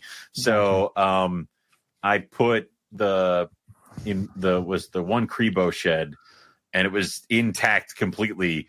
And I left it in there because I was trying to get scent and breeding stuff going. And it was still in there a week later. And I'm like, uh-oh. Like, all right. Typically that would be gone. Yeah, we might need some more roly-poly bugs. Like, it's like, okay, so I'll buy a bunch this year. I'll redo the mulch. So I'll throw in some more dirt in the cages, seed everything, and then that'll be good. Do you have the snake in the enclosure when you're doing that? It's dirt and bugs. It's not going to hurt them. No, I know it's not going to hurt them. I'm just saying, like, I didn't know if you took it out to. Ideally, what I would love to do is pull the snake out, set up, like, say it was like the snake wasn't in that cage yet. I would establish everything and make sure it's rolling and really going well, and then introduce the snake. But that's the problem is I can't like pull the king rat out of the cage and be like, dude, just go over here in the other 6-foot cage that I have open waiting for you. Like, and that, so yeah, it's going to have to they're going to have to figure it out. Gotcha. Okay. Interesting. Yeah. I've never done the bioactive thing. I've never done to where I'm doing, my sister does it. My dad does it. They do it quite well. They sort of have it dialed in. Seems like it's no big deal to them. Like, what's the problem? I don't understand, you know? I suck at springtails. Like I tried establishing a springtail colony. So I could just like seed the substrate when I needed to add more springtails, and I murdered them all very quickly. So not good at springtails. I should probably try to set up roly-poly bugs like in their own, maybe I'll get another. God damn it! Maybe I'll get another tank. Maybe I'll get another 10-gallon tank that'll be next to my fish tank. That'll be next to my 2 mouse boxes, and I'll establish little roly-poly bugs in there. Yeah. Okay. Fucking hell. Never ends, right? No, because it's like I'm sitting there. I'm like, Mort does not like he does have vegetable leavings every once in a while. I could probably take a couple leaves and chuck them in there, and no. Yeah, I don't think I'll ever get in. I mean, I'm not against bioactive, but I don't know. I think sometimes, at least to me, at least my perception was when I first heard about it was similar to the ambient temperature of heating. Like, oh man, this is going to make this so easy. But it's really not the case, you know? So yeah, that was going to be my other question that Padraig brought off. Is it takes a bit of time to get the rhythm of the bioactive and keeping it running smoothly. I remember when we were at Scott and Ty's place, he had a tank that had nothing in it, I don't think, and he was sort of doing that same thing. But that's where I saw where he had the lightning storms and shit. I'm like, oh, right. And he was talking about it with the aquarium stuff. And that might be something like, later on in life when I have time, a farm, yeah, all that stuff. Like, yeah, maybe it wouldn't be that hard to set up a tank somewhere that you could just have a bunch of roly-poly bugs in, and then every once in a while you scoop some out and chuck them in a cage. But that's not conducive right now. Like, it ain't going to happen. So yeah, well, especially with you. I mean, you're like big scale breeder, man. I almost said it today where I'm like I was talking about how many pairs I'm going to have, and I almost said the words they're not all going to hit. Like, I almost said it. So yeah. I'm like, no, don't say that, because Christ. Yeah. And the worst part is that only more animals are going to get old enough to breed in the next 2 years. Like the number is only going to go. Well, I got to start cutting some things, You know what? I want a really nice caramel. I have several. I have several. I haven't shown you this year's holdbacks. Oh, 2022s. Yeah. Yeah, they're all really nice caramels that kind of have stripes. I have too many striped coastals. Oh. That I think I could we could do a swap. Repatriation. Yeah. All right. Yeah. I mean, yeah. Listen, you said striped and coastal. I'm like, yes, go on. Yes. Like it was just striped, or should I say northern coastals? I have some northern. I have a striped southern coastal. I don't know what the hell to do with it. You need to continuously refresh bioactive setups, not just the bugs, but also the dirt. I don't know. I don't know if I think it works well with some species and in other species. I guess my question was, do you find it with pythons? Is it different? Was it? I think it would be. I think it'd be harder, right? Or no, the same, depending on the species, right? I mean, yeah, like if you. If you have bioactive substrate, if you're bioactive substrate and your retake takes a massive shit, you're gonna sit there and be like, "Don't worry, the bugs will get it." Like, I mean, that's gonna take a couple days. Days. Like, do you have an elephant dung beetle? Yes. Actually, I spoke to a guy. I sell them all the time. He's got a pet store in New Jersey, right? And he's like, dude. He's like, somebody offered me dung beetles as like something to sell in the pet store. I'm like, what do you do with it? He goes, you have to keep getting it fresh poop to roll. I'm like, wait, so you've now purchased an animal that you must now go and get like cow shit for it to roll up. Like, man, why do you have this animal? You must be really passionate about dung beetles like, if you're doing all that. I mean, yeah, I think the aesthetic of watching it roll up the thing into a ball would be done after the first day because your entire house smells like cow shit. Yeah. Like, yeah, no. I think I would be quite content with Planet Earth showing me the I'm good with it. I'm good with watching pictures. Like, no. But yeah, I mean, like, exactly. You can't expect the little bugs to clean up python shit. But maybe if you had, like, we were talking about, like, the little exos with your, like, baby diamonds. Yeah. Maybe. Yeah, I don't know. It'll be an experiment for sure to see what happens and see how it goes. I don't know. Who knows? Tortoise shit is nothing like python shit. It's more of like just compressed. Depending on if you ate a lot of grass, it looks like elephant shit. It's just compressed grass with shit. So it's really easy just to rake up and huck. pH level changes over time and needs a refresh. Okay, yeah, that's the dirt. Yeah, I think that a lot. I shouldn't say. These people that I knew, I think we looked at it that as a way that, like, oh, I don't have to clean my snakes every week. Man, snake people are lazy, aren't they? Holy shit. Oh yeah. We're always for a way out. One less thing we have to do. But I don't know. That was the gist of the book. I think it's worth the read. It was interesting in the end. He talks about the future. He talks about having enclosures where you have multiple species in one enclosure. He sees that as like the future of the way forward. I don't know. I don't know where I find that there's a lot of debate on whether or not you should keep two snakes together. I don't know if we're going to put a whole bunch of different animals together. But I have been to some zoos where they have like animals just sort of out on their own. I think the Philly Zoo has it with the bird thing, right? I think the Bronx Zoo has it with what do they have? Do they have the Congo, maybe? Where things are kind of loose and like they're just kind of like, the birds are flying around wherever. Oh, they have those things where you can walk in and they're like, there are no. Well, Philly Zoo has the bird house where it's like there are no cages. Please don't touch the toucan. Like it's that kind of stuff. Right. There's obviously that, but then, I keep animals cohab year round. And I have no problems. It's just I separate them when I'm going to feed them because I'm not stupid. So, like my rhinos are cohab year round. My 2 blue beauty girls are cohab year round. My mad hogs are in their trios year round. I'm going to get real fun because I have a 6-foot cage and I got a couple pythons. I'm thinking about cohabbing in that 6-foot cage. So, oh dear. Okay. Yeah. Yeah, the Liasis species. Okay. The one you haven't. I mean, yet? the one we can't talk about. Yeah. Okay. You're gonna keep that secret. Okay. Yeah. All right. Peek behind the curtain. Yeah. Yes. I know what you're talking about. I do. You do know. Yeah. It's quite impressive. Well, yeah, and also zoological facilities have, like, there's always the one where it's like, here's a rattlesnake and a copperhead. Like, it's like, okay. Right. It's always the timber and the copperhead.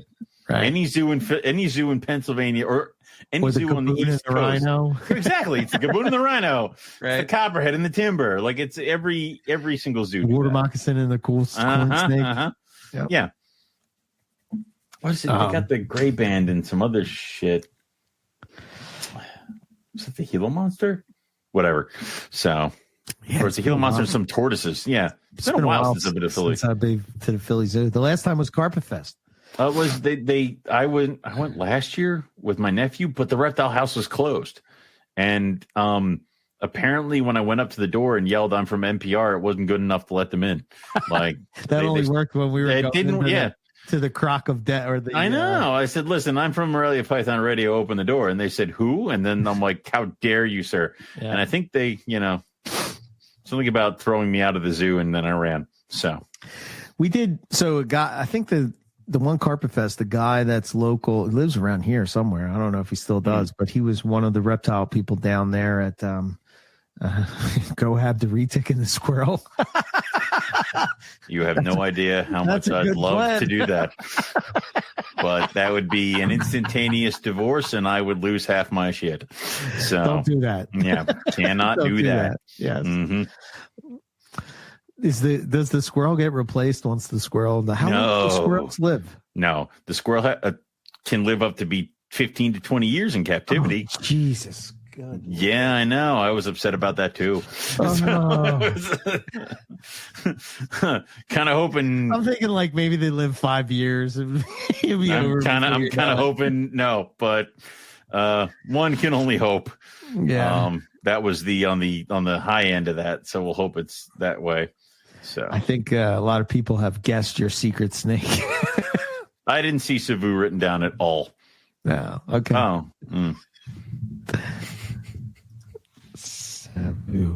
Savu python. there it is. There it is. Good job, everybody. It's not that. I've sworn off of Savu pythons. They're a horrible creature. So yeah, what is it with them, man? They just die. I don't know what's wrong with them. Must be keeper error. Mike, 100%. It's me. 100%. It's me. Yeah. I'm just a failure when it comes to. I am a horrible. Like Mike Curtin has Savu pythons. I'm a horrible failure. Yeah. Has he bred them yet? No, right? Not yet. I'm waiting. Yeah. So I can horribly fail again. Right. Because apparently one of these days you'll get it. One of these it's going to work. Well, you want to have them all at one point, right? The whole group. Is that the thing? Eric Kohler and I were talking about this the last time he and I were talking, because next year he has an actual chance at getting eggs from every single Liasis species. That's pretty cool. I'm like, dude, he's like, he goes, no one would care. I'm like, I would care. Yeah, we care. Like, I want to know. Python nerds care. I'm like, I would care. Cause he's like, I was this close this year, but he said that his Dunai weren't big enough and he didn't think he was going to get anything from his Savu, but I'm like, just feed him up, man. Next year, just do it. So it's kind of like the feeling we got when we're trying to find all the pythons in the Northern Territory. It's like, man, we only need one more. Fucking olive pythons. You don't think about you. Every once in a while, I think about that as I'm looking at mine. I'm like, you bastards. Yeah, like, I know. We drove up and down Dorat Road. Wow. We find olive pythons. All we found was a pissed off echidna. Yeah. We found the echidnas. I think we saw. Didn't we see kangaroos? And we saw. I think that's where we saw the Strophuris, and I think that's where we saw. I don't think it was a Durat because it was light. What? With the Dorat Road, we went at night. Yeah, but I don't think it's when we saw the Strophuris, because I thought that was during the daytime because you thought it was No, it was at night. Yeah. All right. We were road cruising. Listen, you mistook a stick for a blackhead. Okay, you can try to make it night. Your eyes were wrong. They're like old. you keep trying First to of make all, it. Years from now, you're going to be like, and that's when the blackhead got away from us. And I was like, oh wait, this stick kind of looked like it. Like it's. In my defense, that stick did look like a blackhead. Listen, I understand. It did look like a blackhead. I understand, but the gecko saved you from hours of ridicule. It was going to be hours. I was like, thank God. Thank God that gecko was there. You little gecko. Thank you.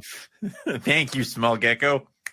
I think I'm pretty sure. I don't know. I could be wrong. It just it kind of I kind of remember driving down the road, and there was open I thought it was during daylight, but I could be wrong. Gecko?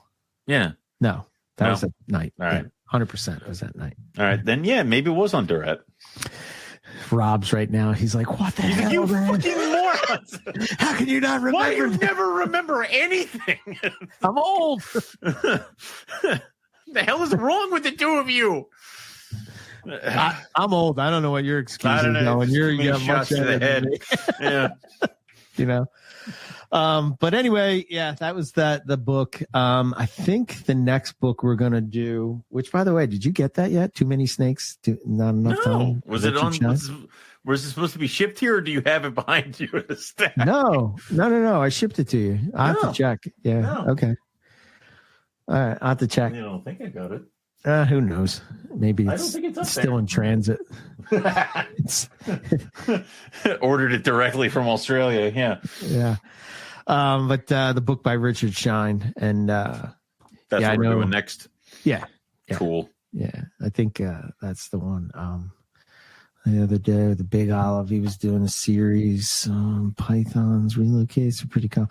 Yeah, I would have loved to have seen a Big Olive python. That would have been fabulous. I would have loved it, but I'll take the OP over the olive. Oh, hell yeah. Any day of the week and 4 times on Sunday. Yeah. I'll take that OP over the other OP. Yeah. 100%. Yeah. Yep. Yeah, so I don't know. I guess we can well, I mean, we should also do that other thing. We should probably officially announce Carpet Fest at this point because I guess we should. That was leaked out to the masses by somebody. Yeah. I don't know. Hey, like, if only we had known, we wouldn't have seen each other. All right, you know what? Fine. August 12th, you bastards. Yeah. Yes, August 12th. Officially, Northeast Carpet Fest is August 12th at Eric's house. It's in Warminster, Pennsylvania, for anybody who needs to look for hotel rooms. We will get back to you guys because there will be a set rules. Obviously, if you're coming, we want you to come, but you need to also bring a dish fully prepared, ready to eat for the people to eat. If it needs to be cooked, you are responsible for cooking it. We'll have a grill, which I hear Eric now has that wonderful flat top kind of. Oh, yes. So there's that. You may use that. It's the best. He and Dory action burgers and cheese steaks. He and Dory also have a functional kitchen that you can use for cooking for that. Once your food item is on the table or out for the masses, you don't have to do anything else. Secondly, there will be no animals. No animals. You cannot bring any animals to Carpet Fest. You cannot discuss with a friend who's going to be there that you're going to have a trade or you're going to bring an animal. Do that at the hotel and leave the thing there. No outside animals are welcome at Eric's house. No. Secondly, the snake room will be closed. It will be shut. It will be off limits. We will have no tours of the snake room. That's because Eric never tends to leave the tours of the snake room. So sorry, everybody. If you're coming to check out Eric's collection, you'll have to try to make friends with him at Carpet Fest so you'll be invited back on your own. Lastly, there will be a set end time. So Carpet Fest will be from this time to end time. At end time, everybody get out. Yeah. So that's the way it's going to go. Yeah. kids do not count as animals. Unfortunately, under the Geneva Convention, they must be allowed. So, filthy animals. Filthy animals. Children will be allowed. There will be Eric's pool. Yes, will be there and available. You are responsible for making sure all your children can swim before you let them go into the pool. Unfortunately, the only lifeguard we have on duty would be Jim, and he is worthless. Yeah, so, especially after a couple rolling around. I said worthless. So there we go. Carpet Fest is no now jumping off of roofs. No jumping off of roofs. All clothing must remain on. Yeah. Yes, honey. Jim is just a flotation device. Thank you. Yeah, that's true. Yeah, all clothing must remain on. Alex, we don't talk about previous. We don't know. No. Listen, the list of rules has grown, and every year we somehow seem to add more. So, Owen is the keeper of the rules. Yes. I will be making a full official announcement on all the various social media that we have for the podcast, probably by the end of this week, once Eric and I hammer out those final details. But that's it. So it's back on. Obviously, we're going to be excited to have everybody. We do have to fight whether or not we're going to have an auction or not. I don't think we are, because I don't care. So I don't care. I don't care. I'm removing all obligation other than Eric's backyard for us. Like, that's all we're doing. That's it. Yeah. So the whole idea. So just so everybody knows, and Timothy, I'm going to work on a YouTube video that does that, to take me, show my snakes off in my snake room and all that kind of stuff. We'll have a QR code on the door that if you need to, you can scan that and it'll take you to that YouTube. Then you can just, and wander around. Like, I think so. Just so everybody understands, part of the reason why I am not having people come in my snake room is because every year at Carpet Fest, somehow I get mites, and I'm not going through that again. I'm just right. Not. And also, it's not. We also, the whole point of Carpet Fest, as much as people is for the people, right? And I will be in my snake room all day. It's like 100 degrees in the snake room. You're constantly showing the same snake. I'm having heat stroke. My wife's yelling at me. Owen's yelling at me. Rob's yelling at me. Everybody's yelling at me of why it is. But the whole point of Carpet Fest is to hang out and and get to know each other. Right? We'll have cornhole. We'll have sometimes we do like a crab boil. Sometimes we've done crawfish in the past where we have a big thing. There'll be plenty of food, plenty of drinking, good time. We got the big pool out back. I got a lot of room in my yard.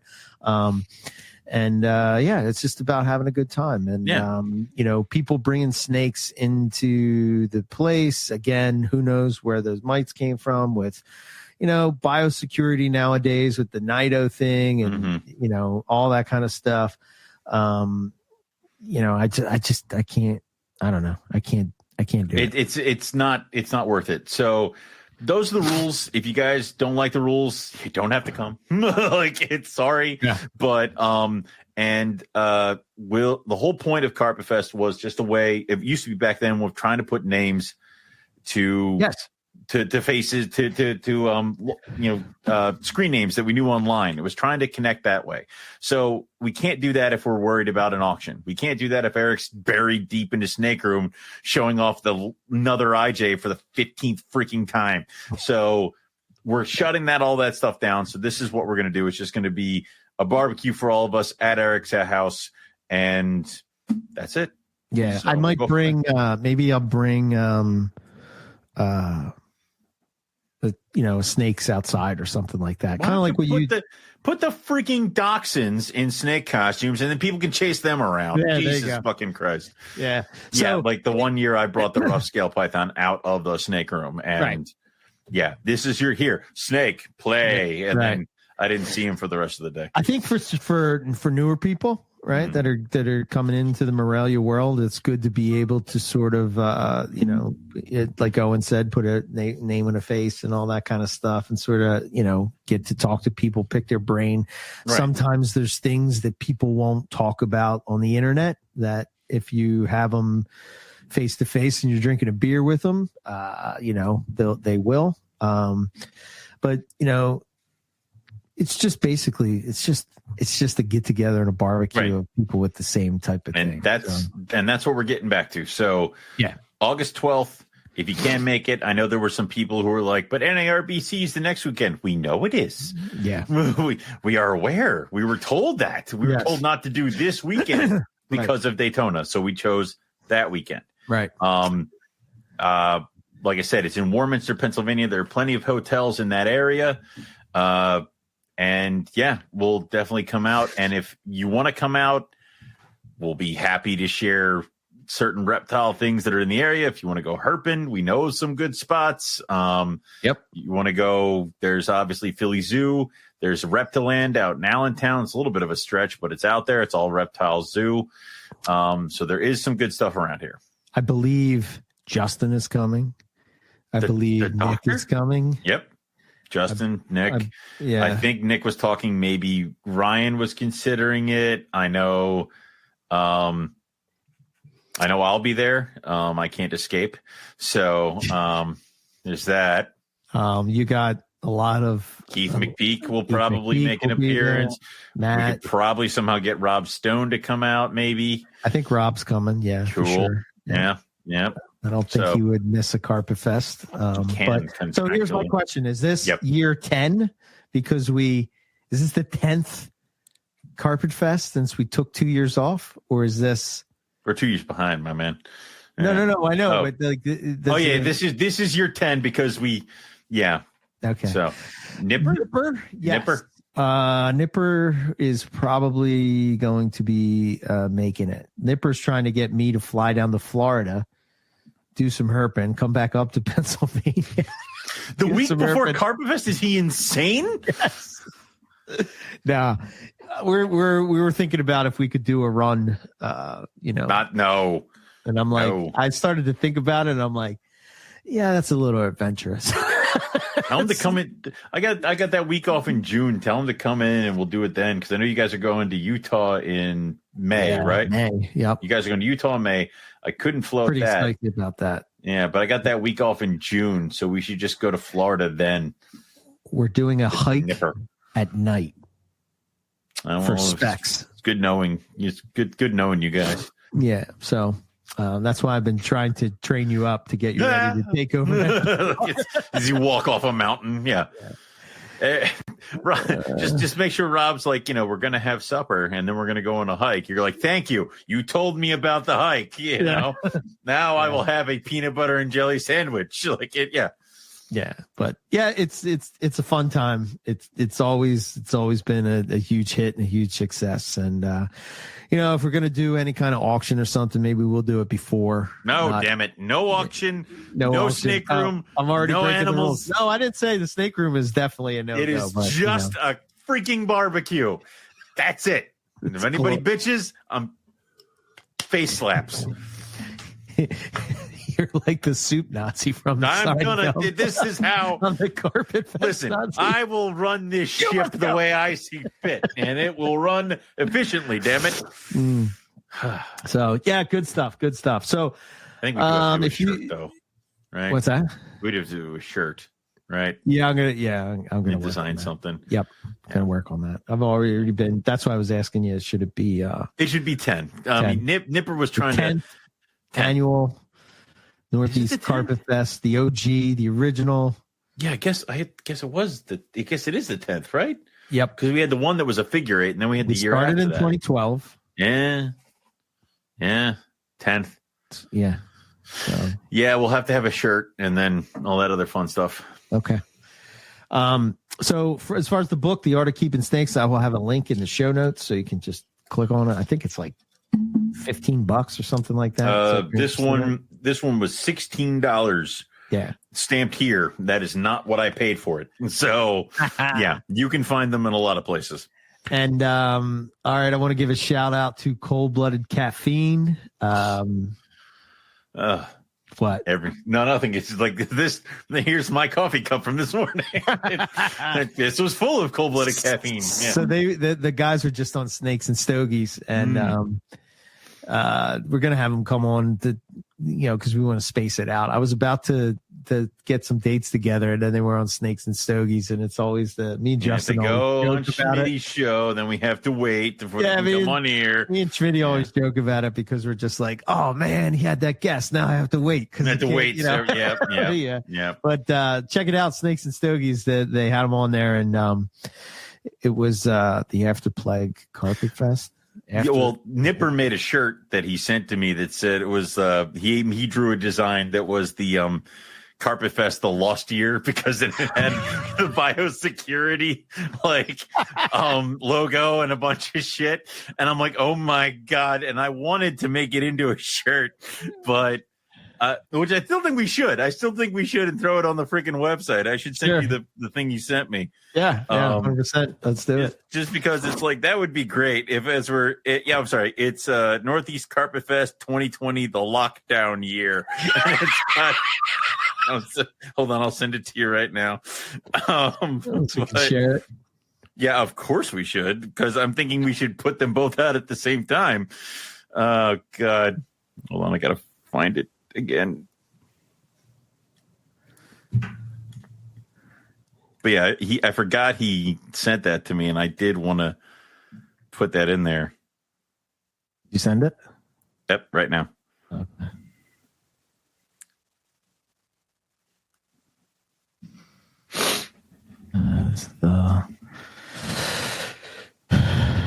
As it goes around the globe 4 times and then eventually over to your house. Yep. That's awesome. Yep. Hold on, let me get it up here. The lockdown year. The lockdown year. Yep. There you go. That's the design Nipper sent to me, and I'm like, that's amazing. I love that guy. Yep. It's got that biosecurity 20. I love it. We should could we do it up a little bit better with another something that's obviously a carpet around it, or we just really think the way it is. Yeah. I mean, either one, I'm cool with it, but I think it has to be the way it is, man. I think it has to be the way it is. So, the way it looks. But yeah, I think we should throw that onto the thing. So, in case anybody's really pissed that we haven't had Carpet Fest the past 2 years, well, you can go get a shirt.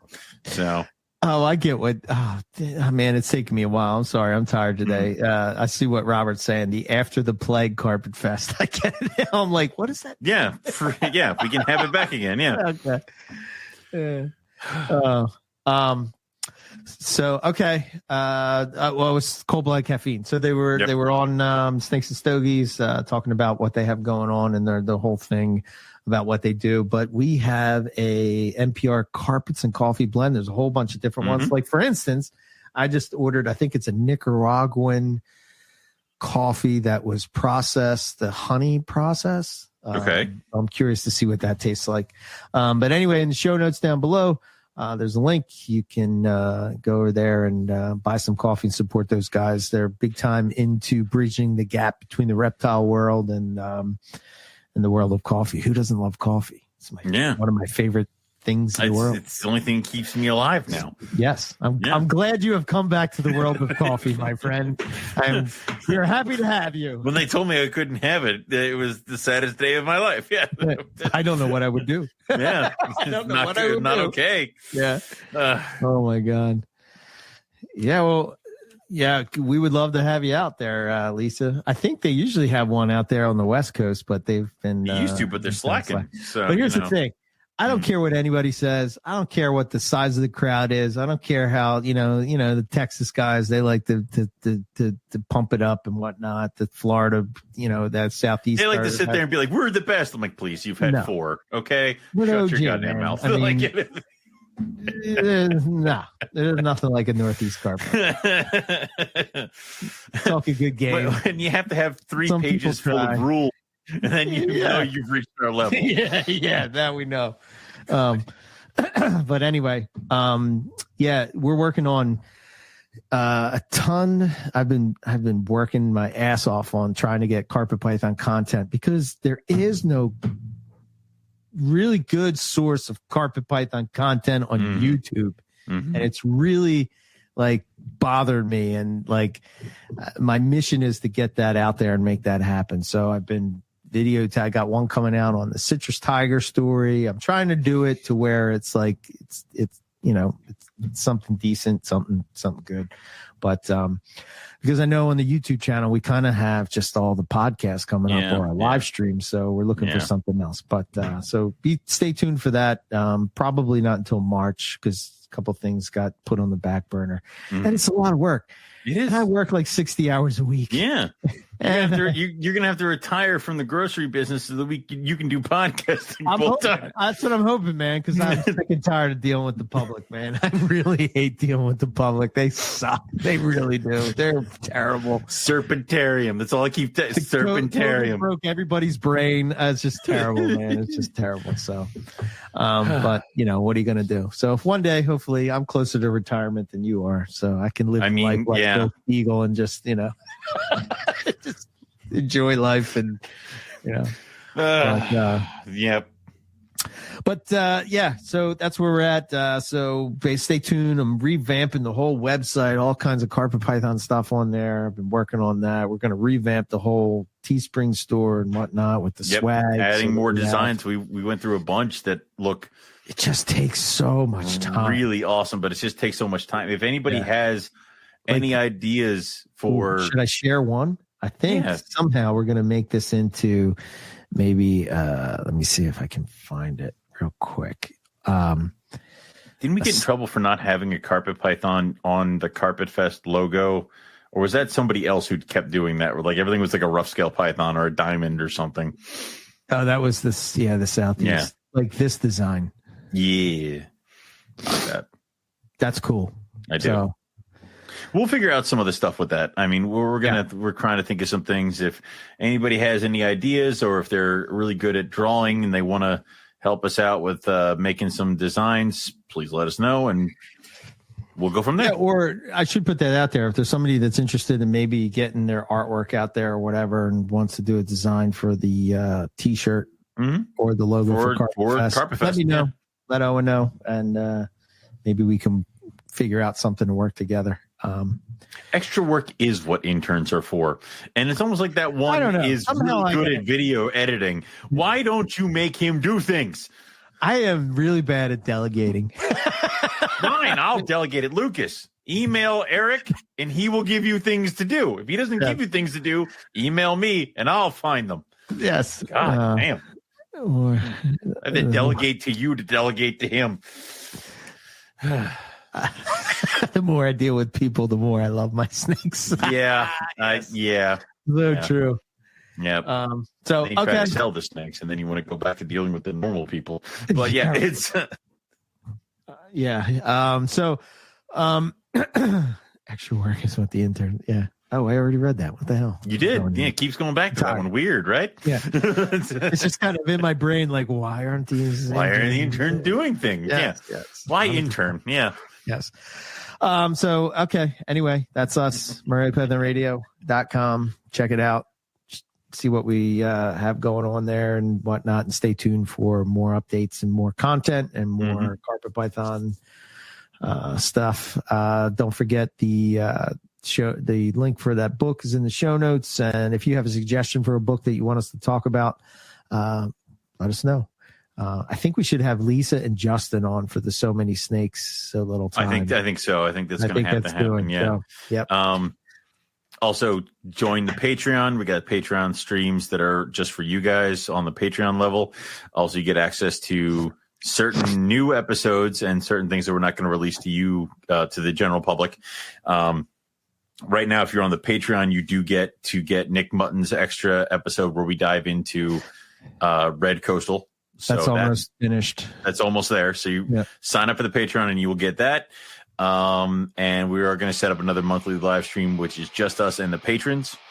And that's all we have for you guys. So thanks everybody for listening, and we'll catch everybody back here next week for some more Morelia Python Radio. Good night.